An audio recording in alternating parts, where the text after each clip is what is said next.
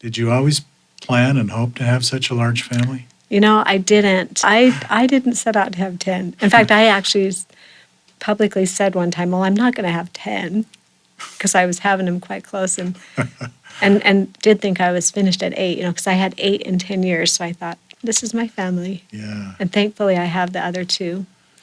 But I did have an experience with my husband where I had just had my first baby, and I just felt so strongly about having a second one. And so I went to him and said, I just keep feeling like we should have another baby. And she was only 3 or 4 months old. So it was kind of odd that I was even thinking about it.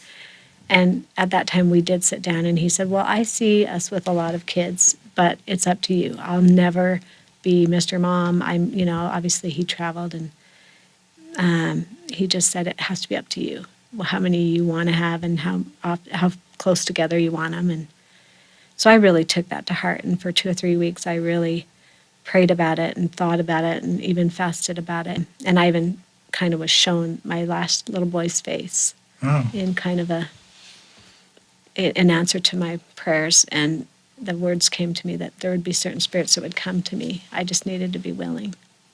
So it was, and then I saw this little boy face, but it was a 5-year-old. And it was a little boy. So, and I didn't really know at the time what that meant. But I've had, as the years went on, I would be in the hospital and know that there was still someone missing.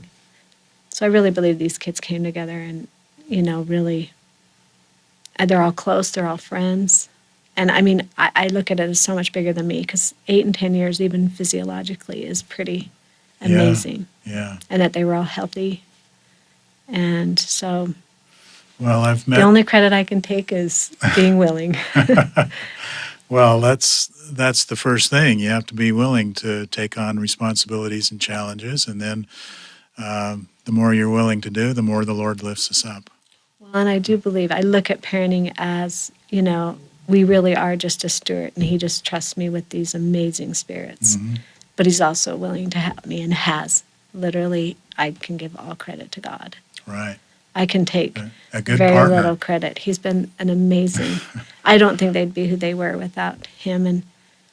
And interesting enough, that most of what I know to be true today, I was taught by my husband, because I was a pretty new convert when I married him, and he was a returned missionary and very knowledgeable, very, very, very well versed in the scriptures, and answered all my questions, with scriptures and in depth, and taught me most of what I think I know today to be true.